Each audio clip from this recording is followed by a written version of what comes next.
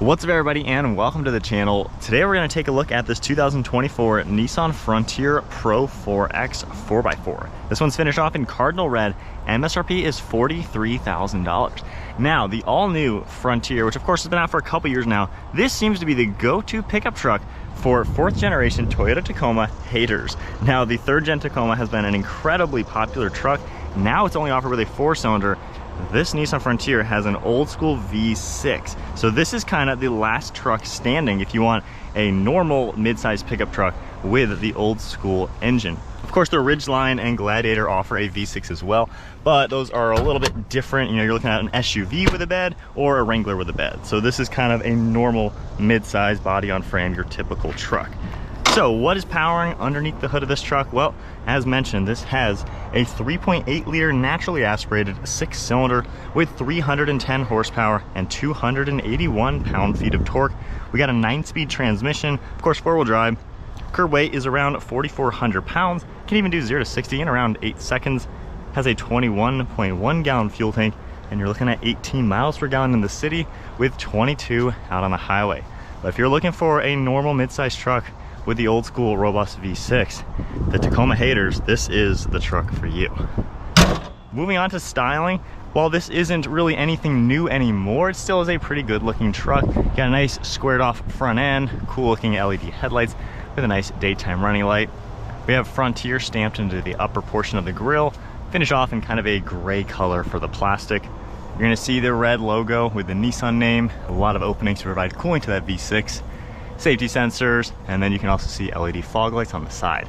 I do like this section. You got this gray color, nice silver trim, and then there's even metal tow hooks right here along with a metal skid plate. And then as we make our way to the side, you have the plastic black for the fender flares to protect the paint when off-roading. And then you can see these are 17-inch wheels with a nice two-tone color multi-spoke design, and then you can see an all-terrain tire. You got a set of rock rails. This is a really cool design because these steps are removable. You can pop off these screws, use them as the functional rock rails, and then when you need the steps for your day-to-day, you can easily pop them back on. A little bit of body molding to it, body colored door handles as well as mirror caps, and then you can see all the black around these windows. So this is a crew cab with the shorter bed, of course, and it has a pretty good proportion. I do like how the rear bedside kind of bulges outwards, gives it a wider appearance with a prominent body line. Got your Pro 4X badge, nice set of taillights. Then you have the Pro 4X and Frontier stamped into the tailgate.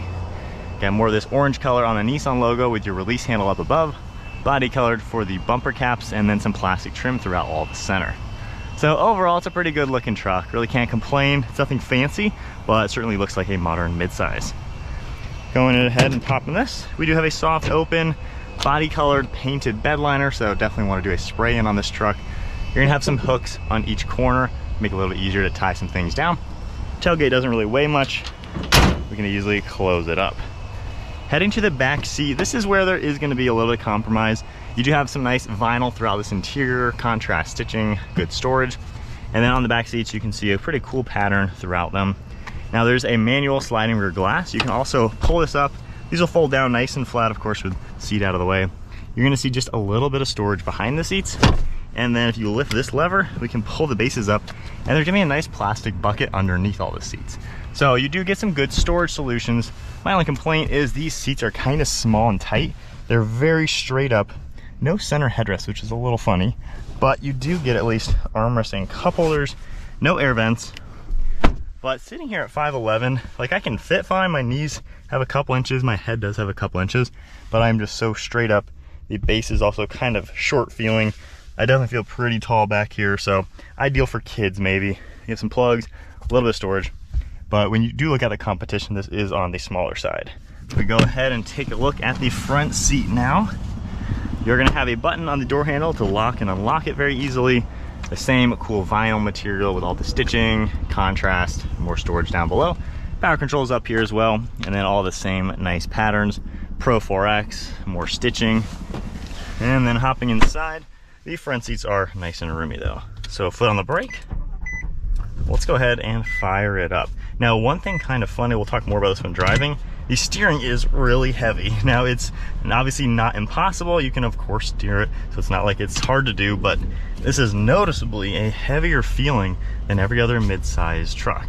I drove my Lamborghini Gallardo here today to film this truck, and this is heavier than that car in steering. That is just kind of wild. It's a little odd. Takes some getting used to. It just almost feels like there's no power steering.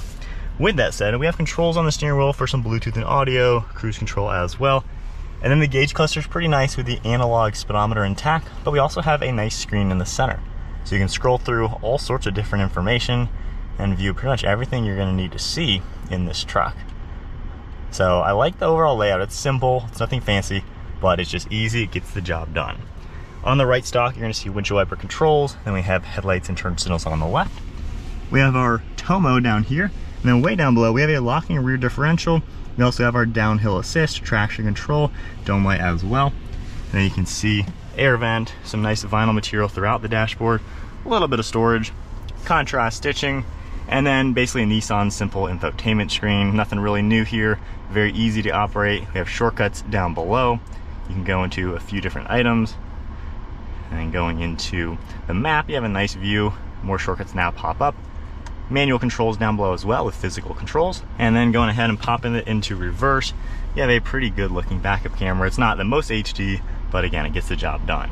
And going ahead and put it back into park, you're going to see four-wheel drive controls down below, a nice easy manual toggle, physical climate controls as well with dual zone temperature, fan speed, all the different zones, 12 volt, a few little plugs down below, and then a bunch of storage throughout the center console. I do like these little grab handles with this cool leather material with stitching, nice little touch.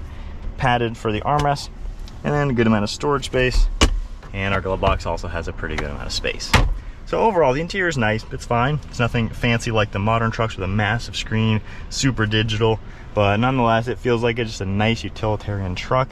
If you're not into all this new stuff, this honestly is just a great, solid way to go. You are gonna see a sunglass holder up above, and then a pretty thin basic mirror. All right, so setting off now in the new Nissan Frontier Pro 4X. So like I said, the one thing you're gonna notice in slow speeds, the steering is definitely noticeably a little on the heavy side. I kid you not, that is old school and heavy. This feels heavier, it's just interesting. Now, does that mean you can't turn the steering wheel with one hand? Obviously not, it's not the end of the world. But when you compare this to a Tacoma, a Colorado, pretty much every other midsize truck in this class, you're gonna notice that. But I think that does translate to something good. A lot of people don't like the modern stuff, going way more electronic, hybrid, turbo, 4-cylinder. So the Frontier kind of gives you just a basic normal truck, but still modern enough to feel like, you know, a nice new truck. And for 43 grand, you know, I just recently did a Tacoma and it was 53 grand, pretty much equally equipped even with cloth interior. So this is a pretty good bang for the buck when you're looking at the mid-size trucks. You can even spend just a little bit more and get the leather interior for this truck, and it's really nicely loaded, and you have all the tech. While some of the things aren't crazy fancy, like the screen is pretty basic, you know, there's no like anything crazy amazing about it, resolution isn't the greatest, it gets the job done, and a lot of truck buyers just don't care about a 15-inch massive screen with a million different features. The way this truck drives, it's a little sluggish down low. You're gonna notice those turbo engines, they are much more peppy, getting you up and going. You really have to use this engine the entire rev to get the power. Now, this is actually a little faster 0 to 60 than like a Tacoma or something like that, but that does mean you are redlining it every single time to completely accelerate. You can do 4,000 RPM upshifts on the Tacoma, and it feels way peppier. This thing at 4,000 is pretty slow. So you have to drive a naturally aspirated engine much differently. If you actually want to get the power out of it, you got to floor it and go up to redline. The turbo engines, I do like the better torque down low. But being an old school V6, this is incredibly robust, easy to work on. Probably, maybe, will outlast these 4-cylinders. We'll have to see as time goes on. So you got a robust drivetrain in this truck. It seems like a lot of mid-sized truck buyers, that's what they want. Now, as far as driving in this, the front seats are pretty comfortable. I fit really nicely in them.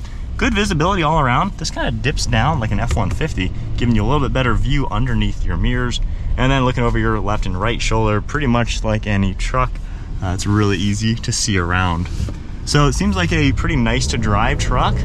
And once you're moving, you don't really notice the heavy steering. It's really just the 1 mile an hour parking lot. Driving, it does give you a pretty good feedback, and it feels very mechanical, which again, that's a positive thing about this truck. The suspension, the ride quality, it feels nice and smooth, tackles bumps with ease, and when you do off-road this, it doesn't have the best ground clearance when comparing it to some other trucks. So if you're going to truly off-road this truck, I would definitely go with a nice lift kit, a little bigger wheels and tires. But in its stock form, it's still pretty capable, towing, you know, close to 5,000–6,000 pounds. But nonetheless, you know, normal driving, it's fine. It's roomy enough in here. The back seats, like I said, a little on the cramped side. But overall, pretty easy truck to just get used to if you're not wanting the fancy tech, and if you're not looking to go crazy on price point. This really is a really good value for the money, especially when you compare it to $60,000 midsize trucks.